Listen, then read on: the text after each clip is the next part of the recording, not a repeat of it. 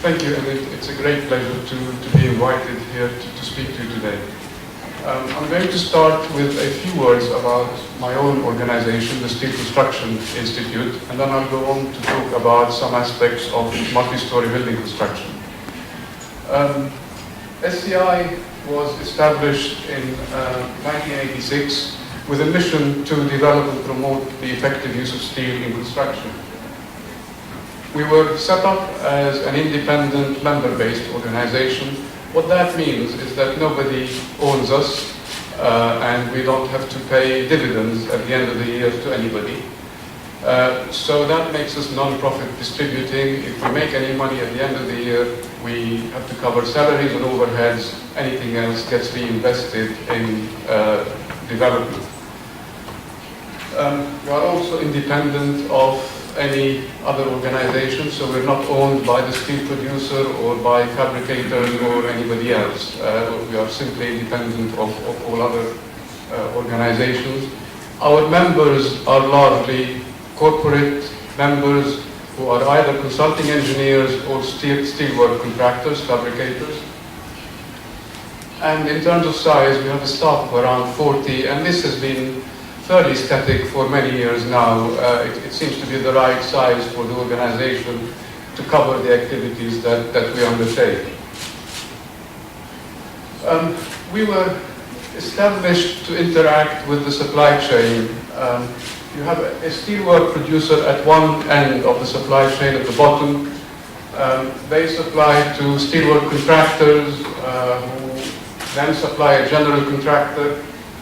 Within that part, there might be specialist manufacturers supplying products, but the specification, the decision on to use steel construction is made at the other end of the chain by the owner and their professional advisors, the consulting engineers and the architects.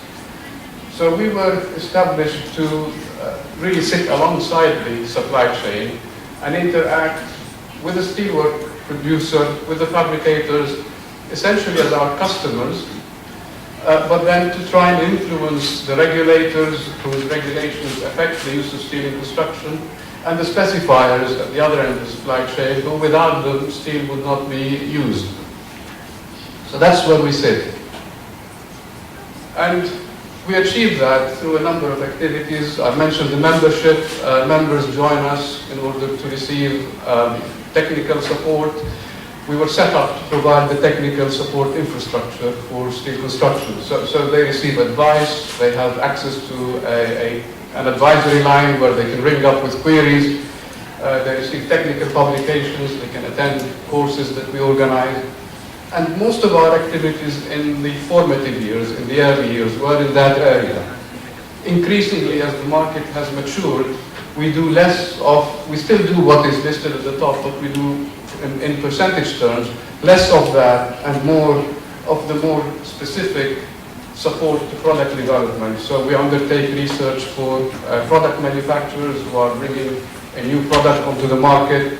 We do more specialist consultancy, specialist software, that type of work. And that's a sign of the market having moved, having done the work on the generic market development to the more bespoke construction product items. Right, that's enough about us. I now want to go on to talk about multi-story buildings, and you saw a version of this graph in Roman's presentation earlier. It shows what the market share was for multi-story buildings in construction in the UK was in 1980, and how that has changed up until the current time. And it also shows that that has been achieved largely at the expense of reinforced concrete, where the market share has declined. Now, the real takeoff was sort of around the mid-1980s, and two things were happening around that time. One was composite construction started to become popular in the UK, and it was really imported from the US. It wasn't invented in the UK. And I'll talk about composite construction in a moment. And the other thing was the establishment of SCI, and I wouldn't want to guess which had the bigger influence. I'd like to think it's SCI, but it's probably a combination of both. this is why the market share has increased, and these are the benefits of steel in multi-story construction. These are ballpark figures, and they're going to differ from one specific project to another, but they are sort of overall average figures. Speed of construction, it leads to reduction in construction time of between 20 and 30%. It results in site management cost reduction of 20 to 30%, and that translates into about 3 to 4% of the total project cost. I will talk about service integration later, but we have now steel solutions that enable the services to be accommodated within the structural zone, and that clearly has benefits because it reduces the overall construction height. So you might either, in that case, save on the cost of cladding, or you may be able to add an extra floor within a given building height as a result. The building is lighter, this has already been mentioned, and this can result in up to 30% reduction in foundation loads, particularly important if you have difficult ground conditions. And again, the last point has been mentioned already. You have column-free space, which gives you future-proofing of your building, greater flexibility in the use of space. I'm going to talk about the ways in which economic multi-story buildings are achieved under 4 headings. One is the framing systems that are used.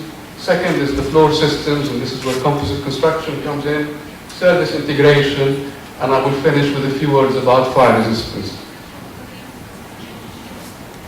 So starting with framing of structural form, there's a number of different framing systems that work with building. You can use steel bracing. These are diagonal members that would typically be on the building elevation to resist the lateral loads that the building would be subjected to, typically wind loads or earthquake loads. Or the alternative would be to use a concrete core, and then you rely on the building floors to transfer all the horizontal loads that are acting on the building back to the core, and the core would resist the lateral loading. Now, both of these systems are referred to as braced frames, and normally, if the building height is greater than around 6 stories, the better approach is to use a concrete core to resist the lateral load. The other system is called continuous frames. This is where you use moment connections between the beams and columns to resist the lateral load. And these are typically used in buildings that are not very high, up to 4 stories in height, and where perhaps because of architectural requirements, the architect doesn't want to have any bracing on the elevations of the building because the whole elevation is glazed. And so the bracing would interfere with the architectural design of the building.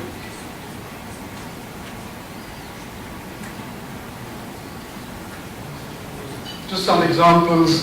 This is a braced frame, so you can see the diagonal bracing on the outside of the building. And as I said, this is used typically in buildings of no more than around 6 stories high. When you go to tall buildings, the better approach, the more economic approach would be to use a concrete core. The example on the left is what is now the tallest building in London, the Shard, which was completed about a year ago. And it's a nice illustration of how construction proceeds in a building like this. You have the concrete core rising ahead of everything else. Following it is the frame and floors, and then below that you've got parts of the building that have already been glazed, and within that there will be work going on the finishing and services and so on. On the other side is an example of a building where there is a requirement to have 2 cores. Now this might be because of the shape of the building, the footprint, or it might be because of fire requirements in order to provide more than one escape route because of the depth of the building. And to illustrate a point that Nick made earlier about column-free floor space, this sort of layout is very easily achieved in steel frame buildings. You've got a core in the center which accommodates the services, the toilets, the lifts, and then radiating out of that core, you have beams that go all the way out to the perimeter of the building.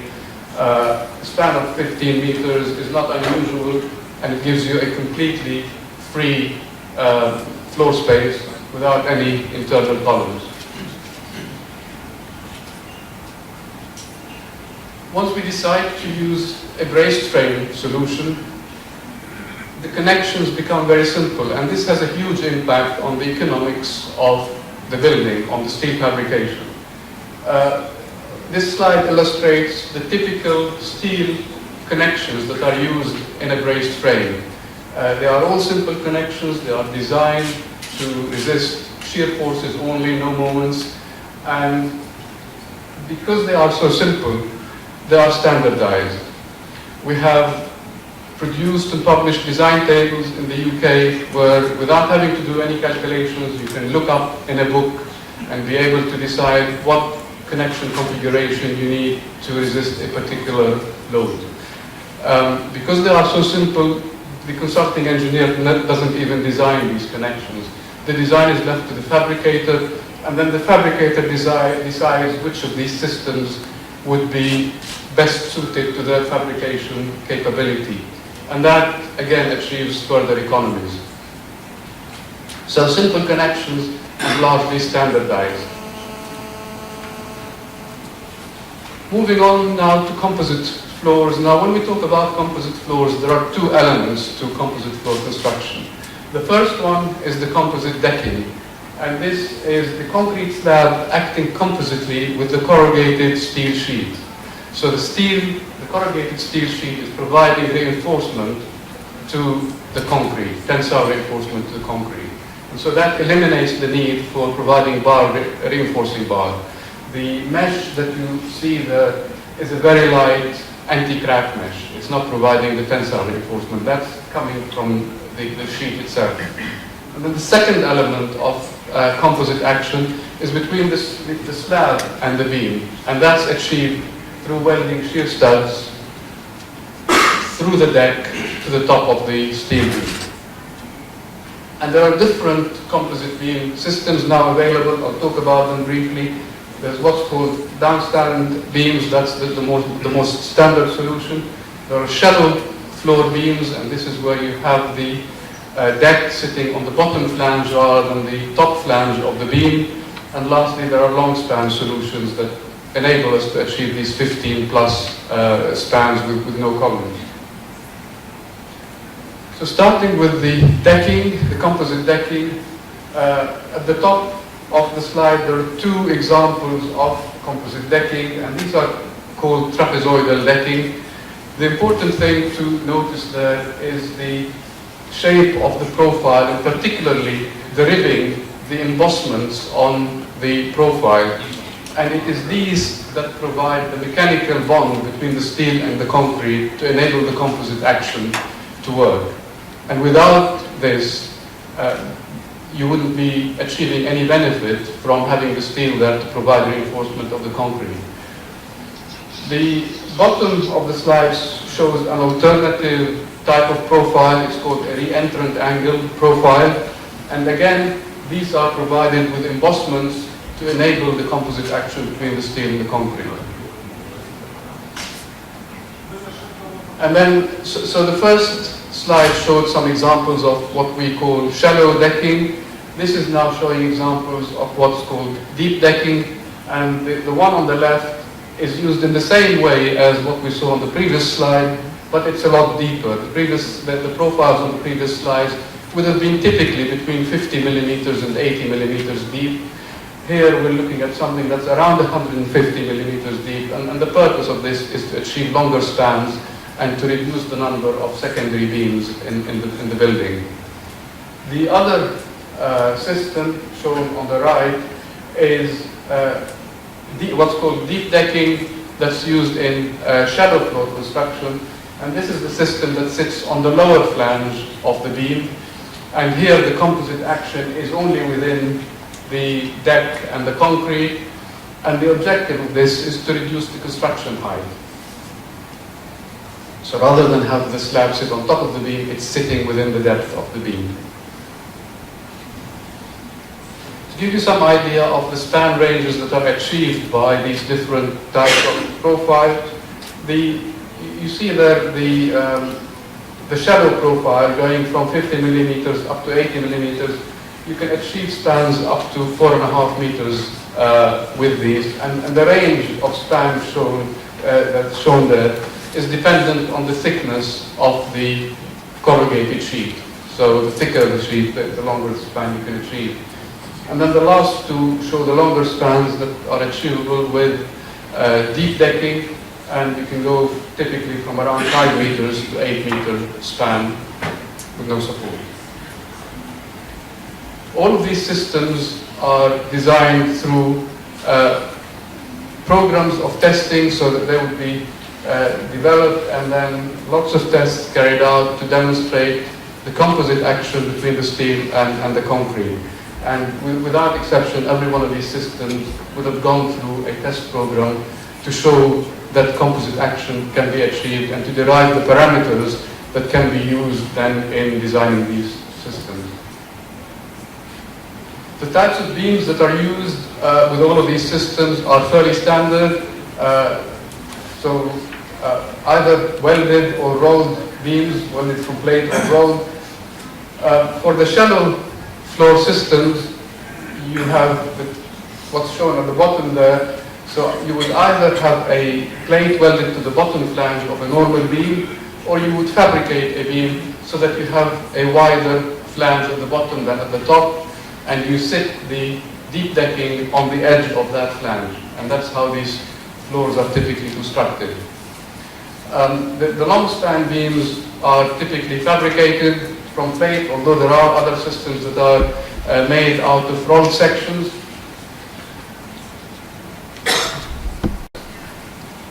Notice the perforations through the beam, the long span beam, and these are there to enable the services within the building to be accommodated within the depth of the structure.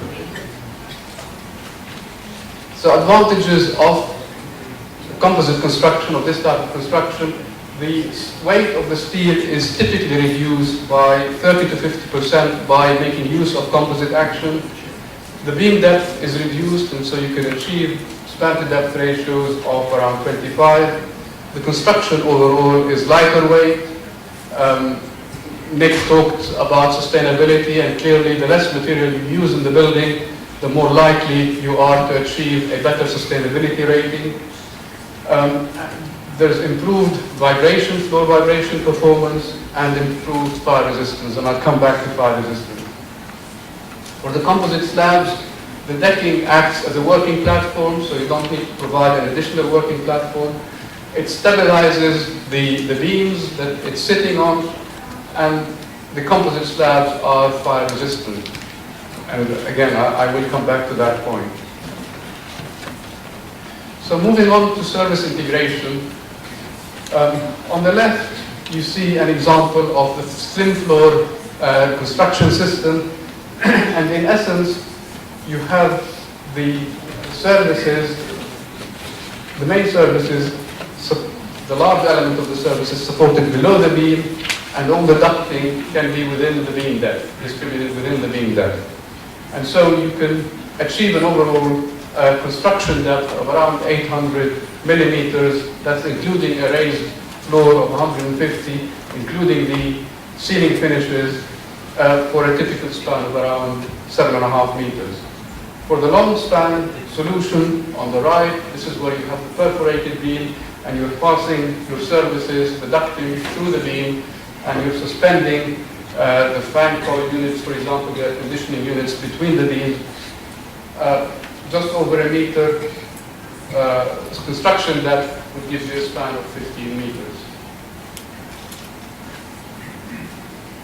And these are some real-life examples of these systems. This is the shallow floor construction. You can see the main ducting in the center of the picture suspended below the beam, and the other services running at a higher level than that through the shallow beams.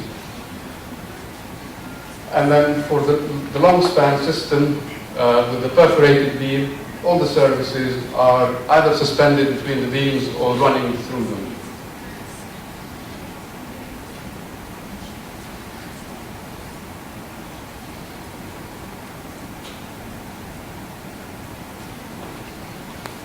And just to give some illustration of alternative floor systems and how they compare in terms of their spanning capability, starting at the top with reinforced concrete, flat slab construction, which does give quite shallow construction depth.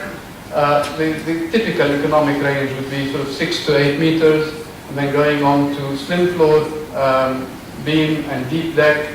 You can go up to around 9.5 meters with that.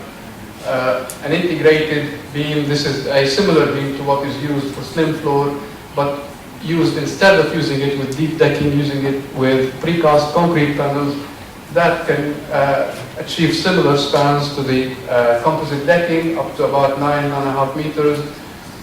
Reinforced beam and slab, so this is where you start to have drop beams in the concrete structure, can take you up to around 12 meters. Composite beam and slab, this is conventional rolled or fabricated beam with a composite deck sitting on top of it, up to around 15 meters, and then the long span solutions that I showed, these would take you up to 18 plus meters of column free span. Right, I now want to move on to fire resistance, which I know is a subject very close to everyone's hearts here. I'm going to show you what has gone on in the UK and where we are, where we've come from and where we are today with fire resistance of multi-story buildings. This table is extracted from the UK regulations for fire resistance in multi-story buildings. If you look at a high-rise building greater than 30 meters, the regulations would not allow you to have that building without sprinklers. It requires you to have sprinklers, and it requires, with sprinklers, a fire duration of 120 minutes. Now, one important thing to remember about fire regulations is that they are not there to protect the structure. They are there to ensure that the building remains stable for long enough to enable the occupants to be evacuated. It is there to protect human life, not to protect the structure. And this is an important distinction, because what we then do in order to carry out fire design is we put a beam into a furnace, we put some fire protection on it, we heat it, and we say, look, it's past 90 minutes or 120 minutes, and that's what we then use to achieve a building rating of 120 minutes. And the two are not the same. And this is why there is a lot of conservatism in fire design. That's one approach to design in the UK, is you simply look at the table in the building regulations and you adopt that. But there is an alternative approach that's available to designer, and that's a risk-based design. And this is where you classify the building based on the type of building and its occupants. So a hospital would be different from a multi-story office building. And having classified the building based on categories related to the type of building, you can then look at tables within a British standard that tells you what fire rating you require. And generally, that enables you to achieve a more economic, a lower fire rating than if you use the standard building regulation table. So if we go back to the example we looked at just now, an office building that is more than 30 meters in height, the building regulations in the first column there require 120 minutes plus sprinklers. The British standard, based on risk analysis, would require 90 minutes without sprinklers and 60 minutes with sprinklers. However, the authorities in the UK for a building more than 30 meters high are unlikely to give you permission for a building that's more than 30 meters high without sprinklers. So you end up having to put sprinklers in and to design for 60-minute fire rating.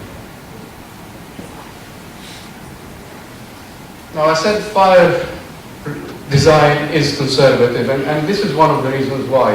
The blue curve on this graph is the fire curve that is used typically in a furnace test. So the temperature rises very quickly and effectively goes on increasing almost indefinitely. Usually it reaches an equilibrium temperature, typically of around 1100 degrees centigrade. A real fire in a building looks more like the green curve because you've got a limited amount of material in the building that's going to burn. So unless there is somebody standing there throwing fuel at the fire in the building, it's not going to look like the blue curve. But we classify our members using the blue curve. Now, a typical approach to, and this is probably the most common approach to fire design, is manufacturers of fire protection materials carry out tests on their products by putting them on steel members, putting them on a furnace, and obtaining fire resistance design tables.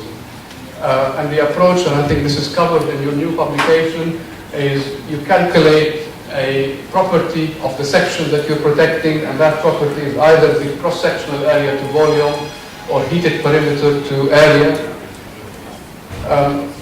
And then using that value, you then use a table to give you a fire protection thickness for a given fire rating, 30 minutes, 60 minutes, etc. So that's the standard, most common approach that is used. In the UK, in the early 1990s, in 1991, there was a major fire accident in a multi-story office building in a town called Basingstoke.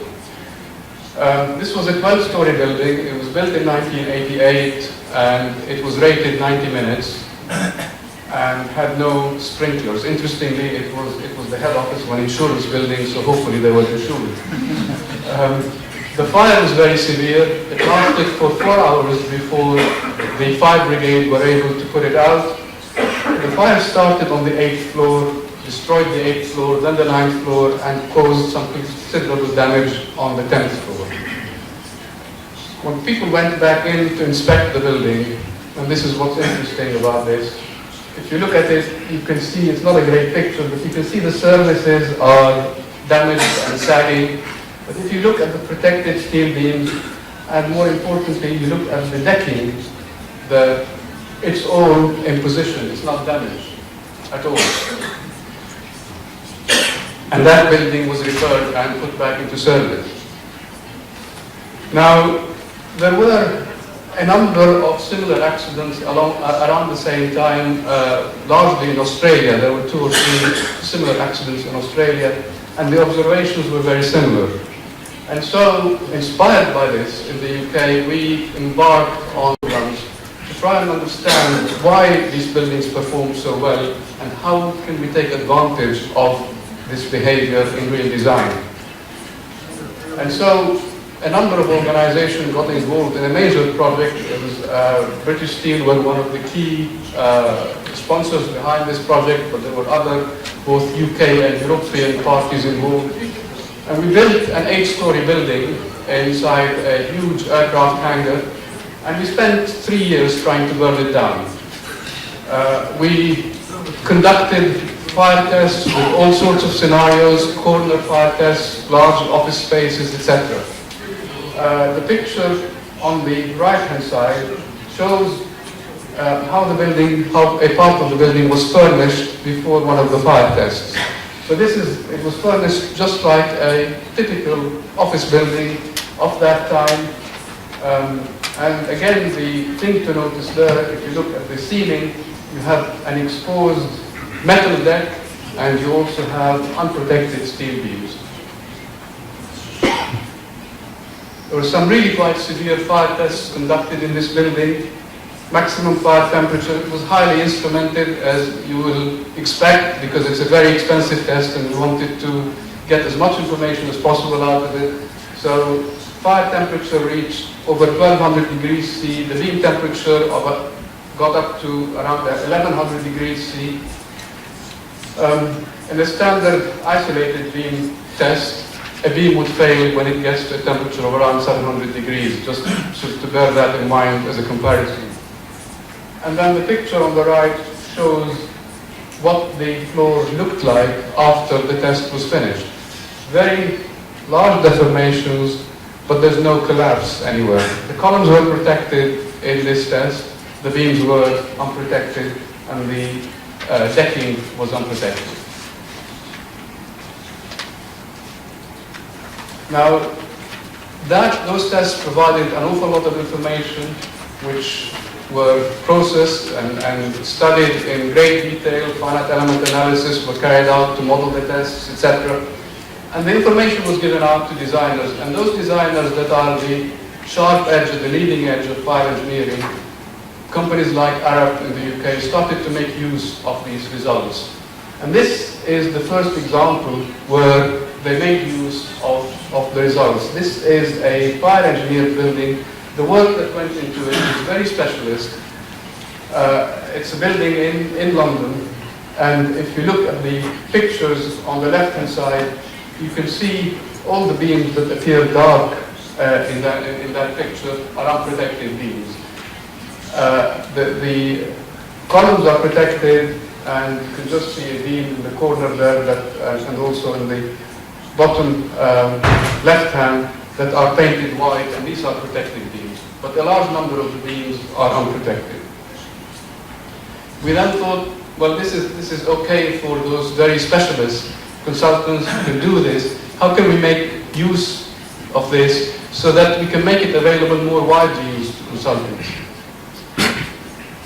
And STI was then commissioned with a project to try and achieve that. And what that led to was a piece of software called TSLab that enables a designer to very easily design a floor grid so that some of the beams are left unprotected, the decking certainly left unprotected, and then to decide what beams to protect and by how much. And we also produced an STI publication as an accompanying publication to that design software. And the pictures you see on the right are of buildings that have been designed using the simplified approach to demonstrate that some of the beams can be left unprotected. And a general feature of the design of these buildings is that beams that are on the main grid lines, so the beams that frame into the columns, you in general protect them, and the intermediate beams in between grid lines can be left unprotected. And I just want to finish off with a couple of examples of some really quite major buildings that are now using this fire engineering approach to achieve significant savings in fire protection. This is Heron Tower in London. It's a 47-story high building, and the floor layout on the right-hand side shows the fire protection scheme for this building. So what you see in black is unprotected beams. What you see in red is 90 minutes protected, green is 60 minutes, and blue is 120 minutes. So not everything is protected to the same degree as 0.1, and a lot can be left unprotected. And going back to the example I showed at the beginning, this is the shard. Again, unfortunately, the protected beams are shown in thicker lines in red, so it looks like a lot is protected, but if you look carefully, everything that's shown in black here, more than about a third of all beams are left completely unprotected.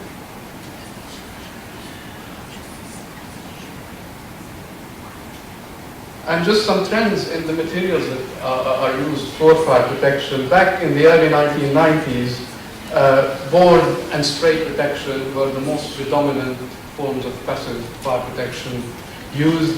Intumescent was still fairly new technology and wasn't used as much, and it was quite expensive. And other would be things like putting brickwork around a column, or, for example, encasing it in concrete. If you go across to 2012, intumescents are the most widely used type of fire protection, and the second most widely used is boards.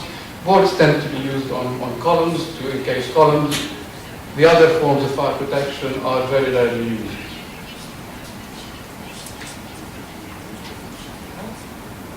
And part of what has driven that in terms of intumescent paint is the way the competitiveness of the market has changed over this period.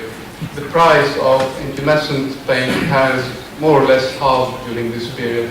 And that's been driven by a combination of more players in the market, so more competition, and lots of research and development to really optimize the use of these materials.